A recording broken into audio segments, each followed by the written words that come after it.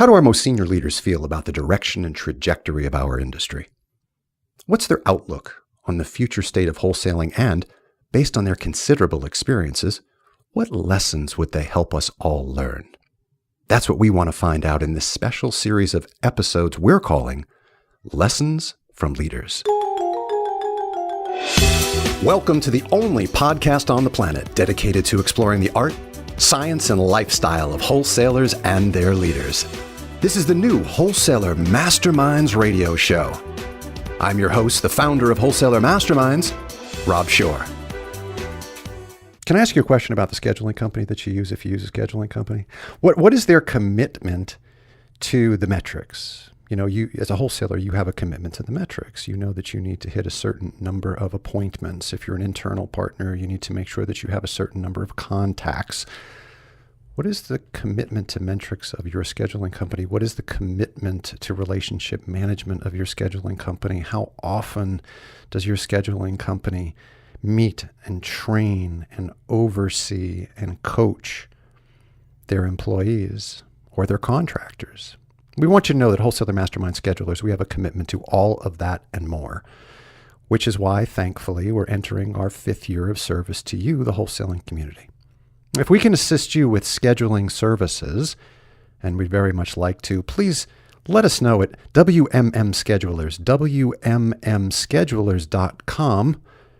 Get a hold of Sarah, schedule an appointment, and learn more about what we can do for you. Wholesaler Mastermind Schedulers, a unique breed of scheduling solutions. Wholesalers, welcome back to the new Wholesaler Masterminds radio show.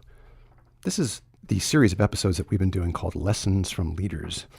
I'm very excited to bring you today's leader. I'll read you his formal bio in just a moment. One of the reasons I'm so delighted to bring you this leader is because he started from the ground up. You know, so if you happen to be an internal wholesaler, I want you to listen closely. If you happen to be a newer field wholesaler, I want you to listen closely. If you're in management, well, you'll be able to relate to this gentleman. This gentleman is Kevin McGarry. Kevin McGarry is Vice President of National Sales for Nationwide Mutual Funds, and he leads the distribution and sales effort for the Nationwide Funds Group. Kevin has more than 20 years of financial industry experience, and prior to his current role, Kevin was the leader of the Nationwide Retirement Institute, where he led a sales team dedicated to educating advisors about the latest retirement income planning trends. He was also a key member of the Retirement Plans Leadership Team and led the Consultant Relationship Management Team, which is dedicated to the acquisition and retention of public sector retirement plans. As I said, Kevin started his career many years ago at Cigna as an internal and worked his way up through a number of companies that we would know, such as Travelers and MFS and AllianceBernstein. And he's been with Nationwide now for the better part of 8 years or so. Kevin McGarry, welcome to the new Wholesaler Masterminds radio show. Rob, thank you so much for having me. I really appreciate it. And as you know, I've been a big fan of your coaching over the years, and I believe that Wholesaler Masterminds is truly helped individual wholesalers and leaders really improve. So I'm really excited about our conversation today. Well, you're very generous with your comments, and I appreciate them so much. So let's tell the audience how we got to this day today. So even before the advent of Lessons from Leaders, this track of programs we've been doing, you had alerted me to a master's thesis that you had done. You had successfully completed your master's study, and your thesis was really grounded in understanding the impact of motivation on higher levels of success. And it wasn't the broad population of folks that you were looking at when you were taking a look at motivation on higher levels of success. You were looking specifically at distribution professionals. You were looking specifically at mutual fund and annuity wholesalers. Tell us a bit about how you got to that place, why that emphasis, and then I want to poke around a little bit on some of your findings because they really are quite interesting. Sure. Yeah, I had an opportunity to study and then graduate with a master's in coaching. And as you mentioned, my thesis was around motivation. And as a sales leader, what I wanted to uncover was what are the drivers of your top-level sales force versus your mid-level sales force? So your middle wholesaler, what's the driver? And is it different than the driver of your top wholesaler? And in essence, what the end result was it showed differences in motivation, and it allows leaders to then coach differently based on the individual specific motivators for that wholesaler, and can also help in the hiring process and asking some specific questions to uncover what are their drivers and will they end up being a top wholesaler or someone that's kind of middle of the pack for you.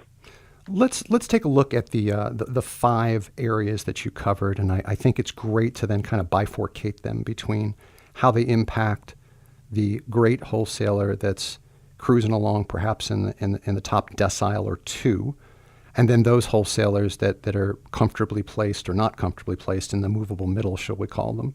Mm-hmm. And I know the first one that you talk about in your study is money.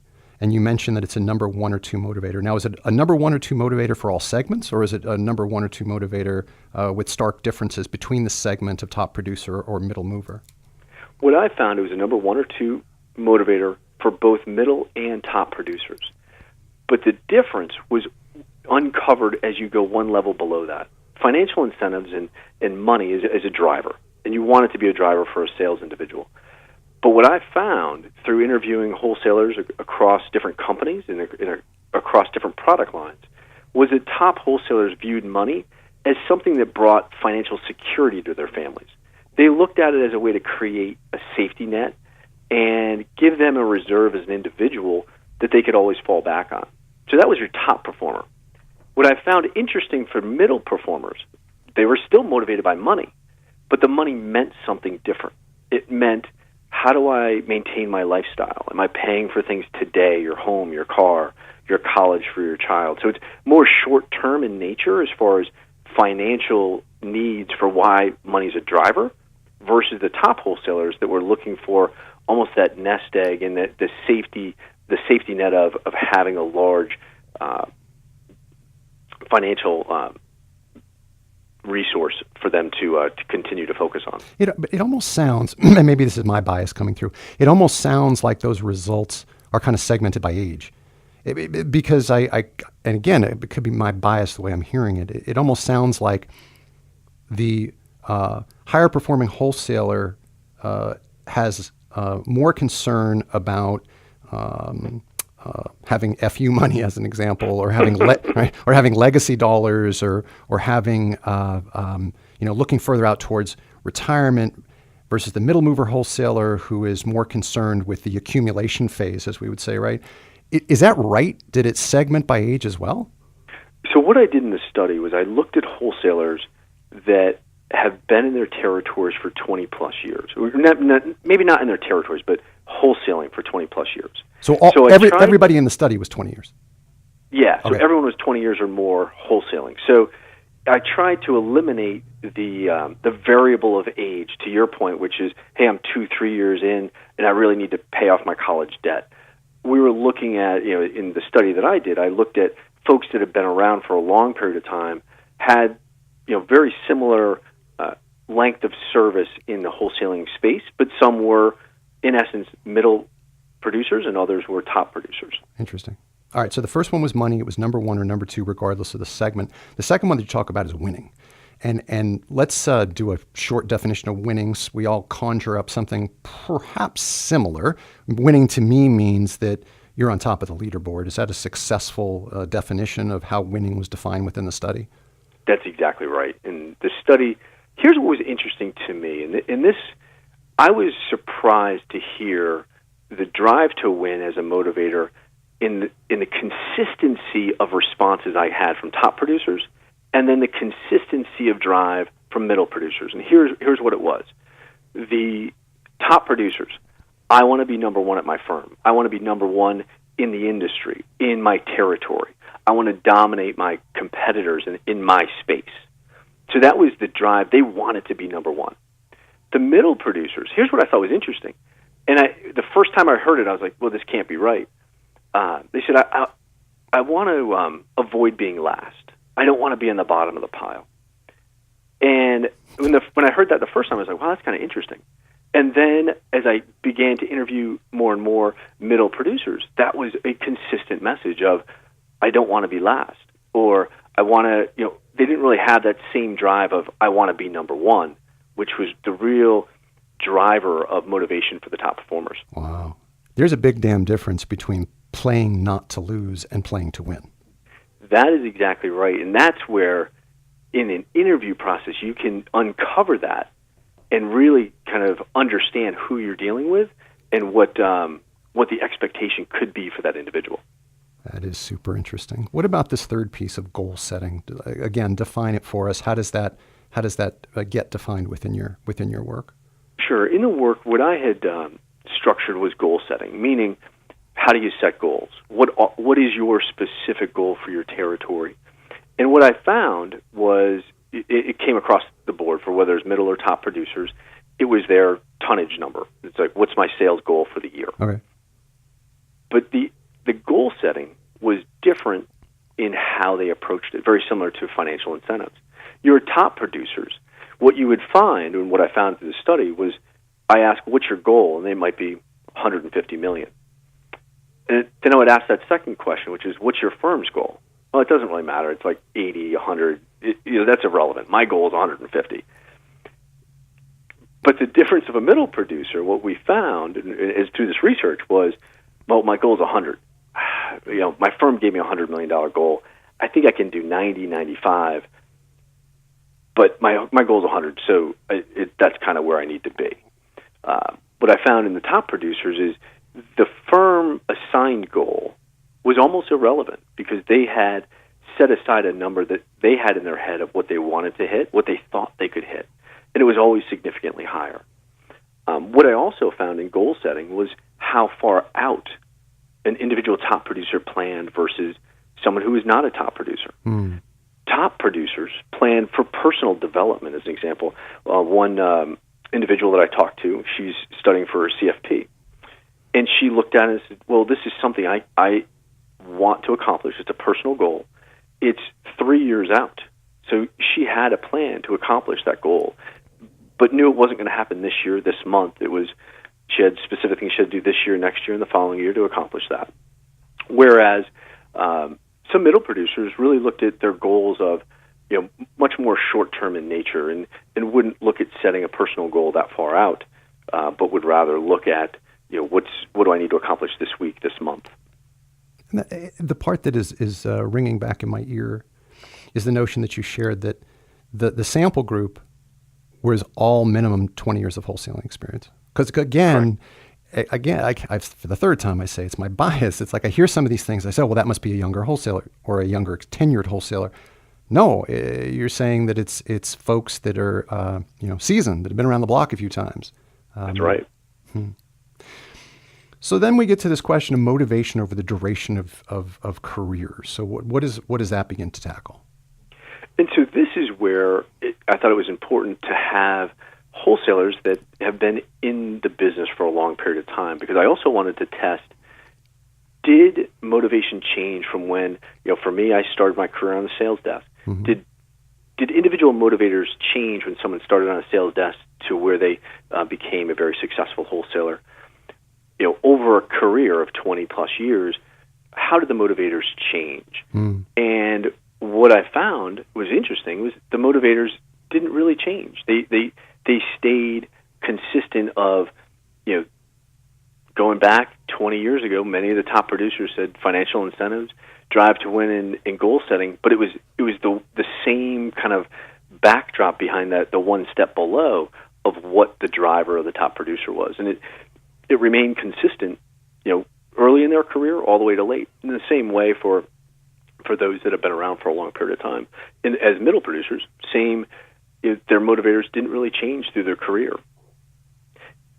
I want to make sure I followed that. So for both sample groups, the motivators of success, whatever those were identified, they hadn't been amended or adjusted or retuned throughout their career. They always stayed on the same track. Is that correct? That is correct. Interesting. Yeah. The part I was curious about when you're talking about motivation over the duration of the career, I was curious if one of the things was, and I'm going back to the middle producer who was playing not to lose, who was setting goals that were in concert with what the firm gave them. If their motivation, did you find that their motivation in some ways was simply they've arrived at their destination, that their goal was become a wholesaler and just, just stay a wholesaler. keep an eye over their shoulder, but stay a wholesaler. Versus the top performer, that wasn't good enough. Again, they were playing to win, not playing to not to lose. So they were constantly seeking more in terms of motivation because they always wanted to strive for more. But it sounds like your findings, at least in this study, didn't necessarily bear those out. That's correct. What I found through this study, and I really interviewed folks that didn't have an aspiration of going into management or doing something other than wholesaling. So they really wanted to be wholesalers. They were either excellent at wholesaler, the top producer, or they're a middle producer. And throughout their career, they wanted to get to the level of wholesaler, and top producers wanted to dominate and be the best in their company or the best in their market. But they didn't necessarily have. Some did, but most did not have that aspiration to say, "I want to get into leadership." They were really just wanted to excel in their current roles. Mm-hmm. So this last one is a $64,000 question. So, as a leader yourself, myself as a former leader of wholesalers, if you're out there in the listening audience and you're a divisional manager, national sales manager, or leader of distribution, this will be particularly interesting to you. What the hell is the leader's impact on motivation? It's interesting. And what I found through interviews with top producers and middle producers and the impact that the leader can have, it can amplify to some extent, but it's not going to change the motivation. So what I found through my thesis was leaders, our goal as leaders is to understand what motivates individuals and then adjust our coaching style and our leadership to their motivators. And in a perfect way to do that would be to go back to goal setting. As you think about a top producer, they know that they're going to set a higher goal for themselves than we'll set for them as leaders. But the middle producers, it's how do we engage that middle producer to buy into their goal more effectively? And then can we help them through processes, through requirements around activity or metrics to help them actually do what they need to do to accomplish the goal that we want them to accomplish? So it becomes a little bit of a different style of leadership for top producers. You can't change the motivation. And middle producers, very hard to change their inner drivers. But we can actually lead and coach to those drivers if we know them and can really understand what's underlying that individual to make them as successful as they can be. So what I hear you saying is, if as a leader, I take the time to understand what the appropriate buttons are for each individual in my wingspan and in my purview, and seek to be able to push the right buttons at the right time for the right individuals, that's the kind of motivation that will succeed. Trying to manufacture some storybook version of motivation is not necessarily what we're talking about. Is that an effective summary of that?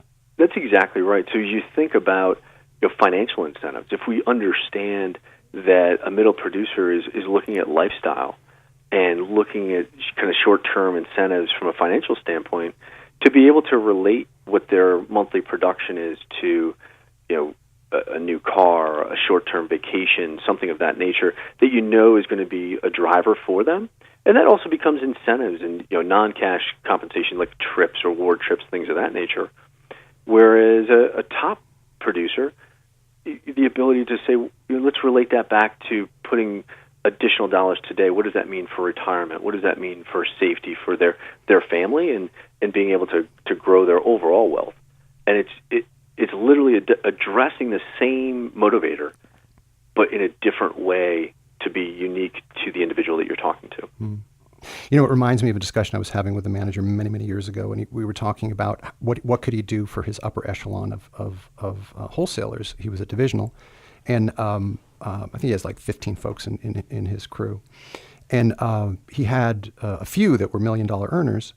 And the question was, what could he do with them that was new and different and innovative at a meeting? What could he provide something for them that was valuable? And one of the ideas I had for him was get them some individualized financial planning.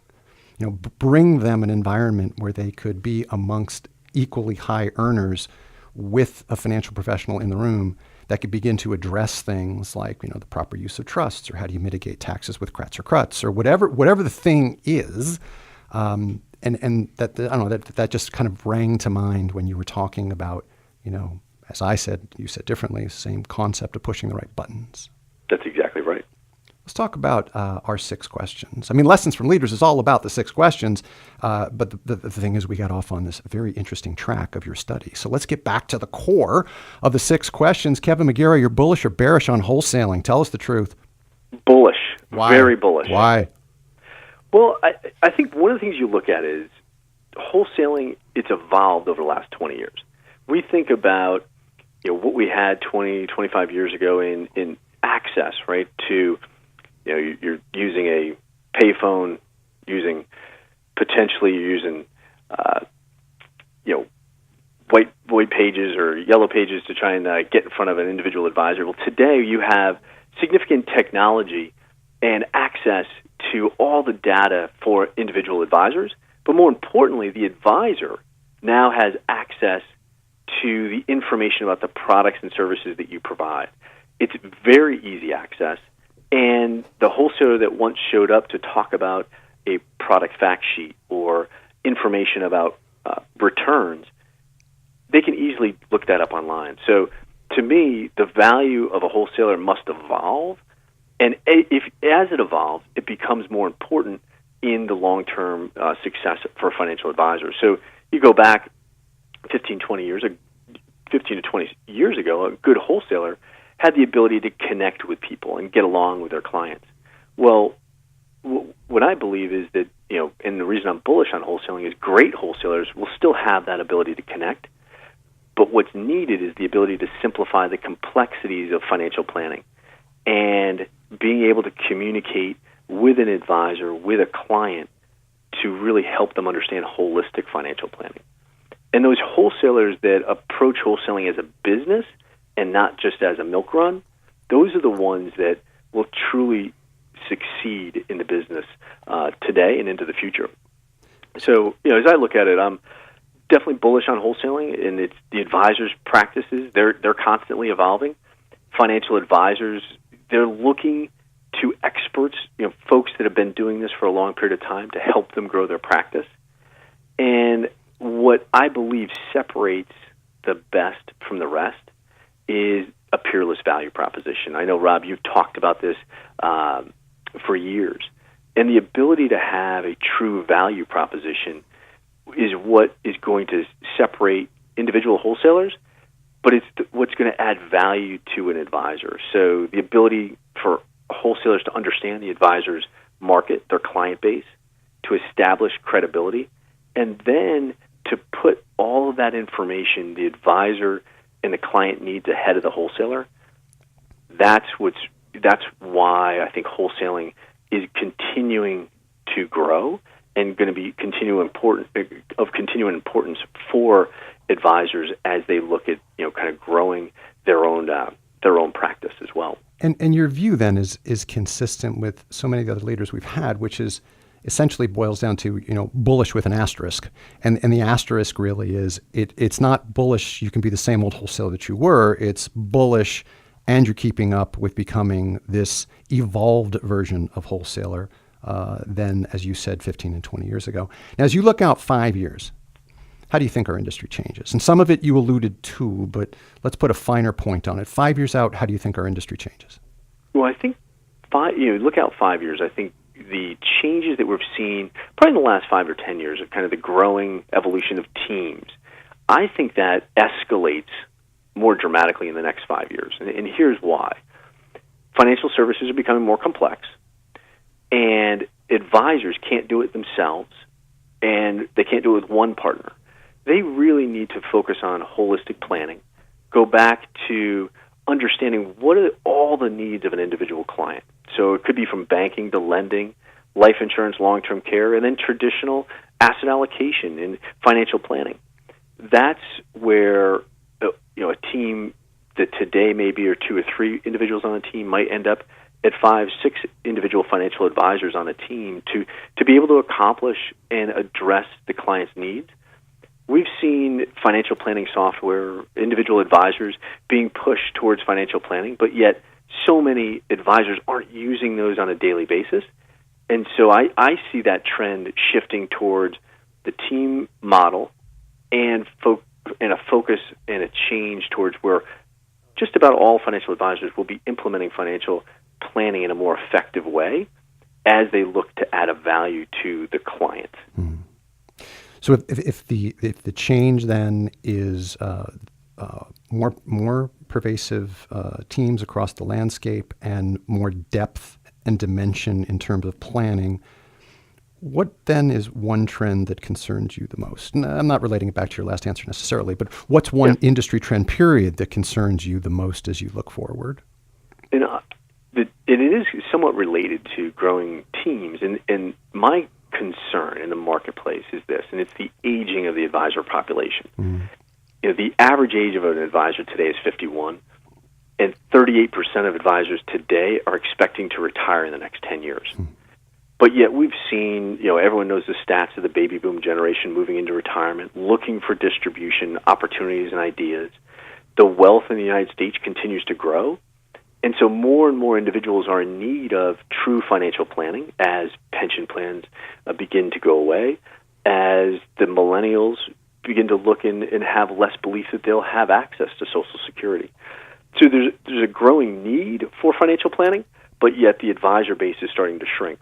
And so it's a concern of mine. I know from an industry standpoint, we need to do more to bring diversity, to bring young individuals into the business, and our ability to look at teams as they grow. How do they bring on younger individuals to the team to take the responsibility of maybe it's long-term care or life insurance, continue to learn and grow so that they can grow with that team over time and continue to evolve and be able to provide better resources for more Americans. So where there is challenge, there is also opportunity. So what one industry trend is keeping you most excited and hopeful for the future of distribution? And as I look, it's change. Over the last 20 plus years, we have seen this business change so dramatically. It's exciting change, but it's also becomes, you're getting a little out of your comfort zone with some of the change that happens.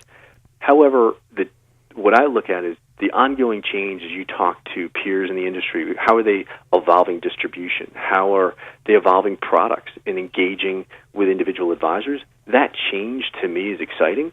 And my belief is the value of a great wholesaler, the value of that wholesaler who can provide to an advisor, the resources of their firm, from marketing to relationship management to understanding product to bringing thought leadership. All those changes that continue to evolve, and they're going to be able to literally address an advisor in a more effective way. And that, to me, is exciting. And what I think is more exciting is as wholesalers learn and begin to understand holistic financial planning in a way that's more so than the traditional advisor, they become the business coach for an advisor, not just a product expert, but a practice management coach, a business coach, helping them understand the best practices from across the industry. So the ongoing change, I think, is very exciting. What three things about your today self would you tell your newer to the industry self about how to succeed, thrive, get ahead? Great question. And I think back to when I started in the business, and what are the three things that I'd want to know? And so the three things that I've thought about is focus on others first, personal development, and then maintain an effective work-life balance. These three things, to me, are something I still focus on today, but focusing on early in your career can make such an impact on the overall growth of where you are and where you're headed. So let me dive in a little bit more to those to give you a little bit of what I'm thinking about. Yeah, please. So focus on others first. To me, if we can wake up every day to improve someone's life, we're going to be a little bit more successful. I got to interject something. And I don't disagree with it in the least. I just can't help but reflect back on the fact that wholesaling in and of itself is a bit of a narcissistic trade. So So focusing on others first may not necessarily come naturally for some of our brethren. Would you agree with that?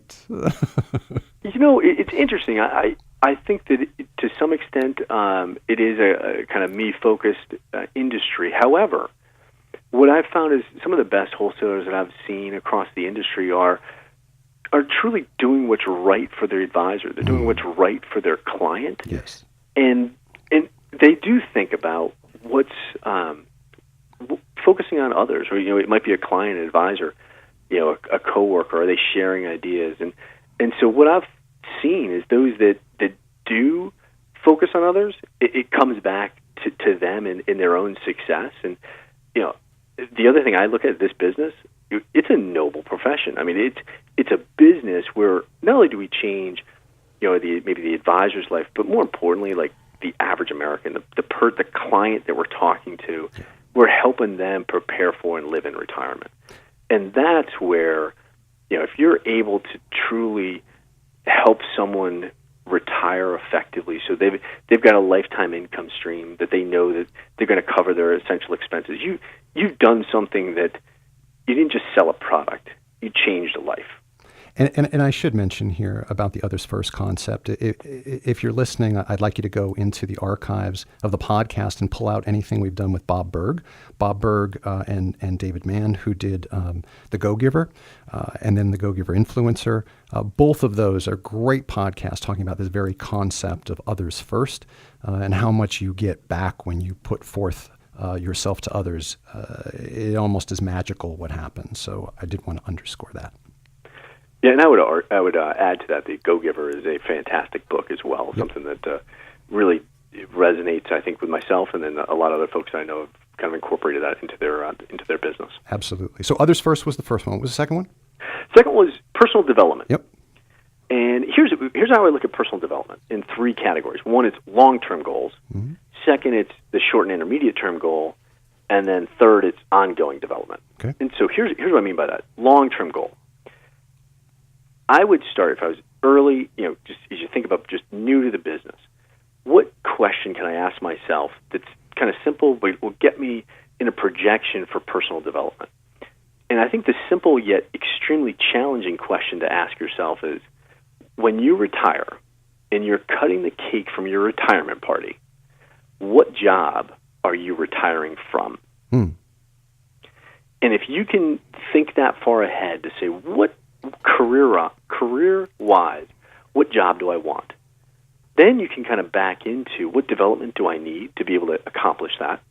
I can also know what risks that I need to take to accomplish that career objective. And you need to commit to that path and make some sacrifices to be able to accomplish what you want to do. Mm-hmm.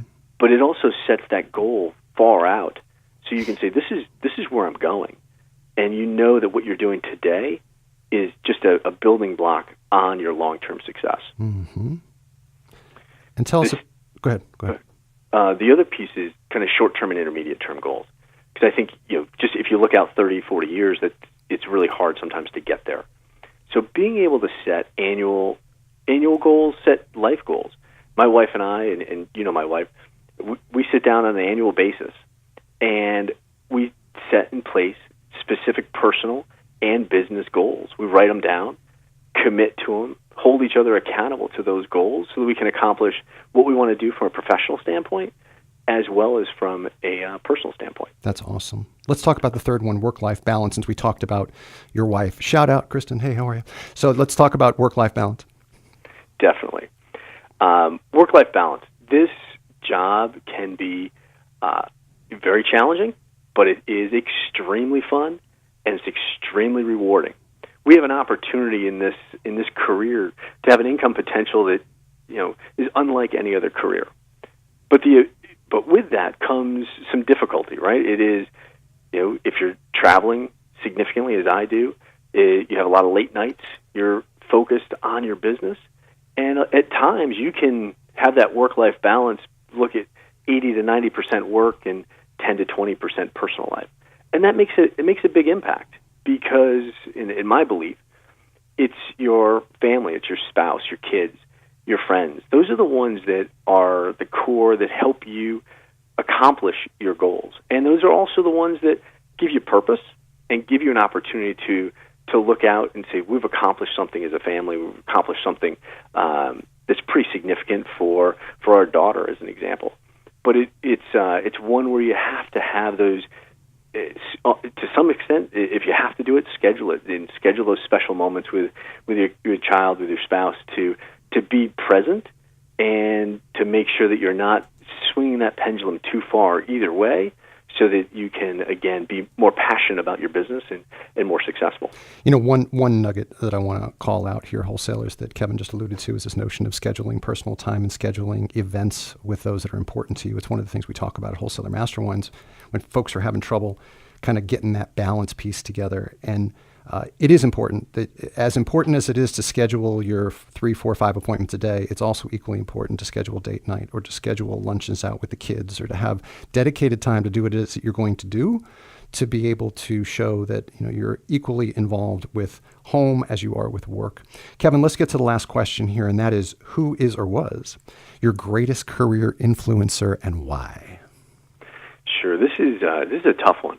I've been fortunate. I've worked for and I've worked with many great leaders throughout my career, all of which have influenced me. The one leader I think that has influenced me the most early in my career is Jim Gardella from MFS. And you may know Jim, but Jim hired me probably 3 years after wholesaling. I was at Travelers at the time, and he hired me to move into the asset management space and work for MFS. Tremendous opportunity. And Jim was the first manager and leader who took an interest in my own personal success beyond just my monthly or annual sales goals. He pushed me to achieve more by providing the right leadership, coaching, and resources that I needed to be successful early in my wholesaling career. I think his biggest gift was his candid, constructive feedback. And sometimes that's hard to get. But it's something that when I was working for Jim, it was every time, what could get better? What can be enhanced? What could you improve upon? And all of us in this business, praise is great. You get applause after a presentation. Someone says, hey, great job. None of that actually gets you better. What gets you better is constructive feedback and your willingness as an individual to take it, implement it, and get better. And I found Jim to be someone that really focused on that to allow myself to get better, but also he focused individually on each person on the team and gave constructive feedback that was important to them. But he also set high standards across the team. Set high standards, and his expectation was you met those standards. One of the things that I appreciated about him is he constantly emphasized the importance of doing more than your competitors. It was show up early. One of the things he always said, and folks that work for me now know the saying, if you're 10 minutes early, consider yourself late. Be engaged.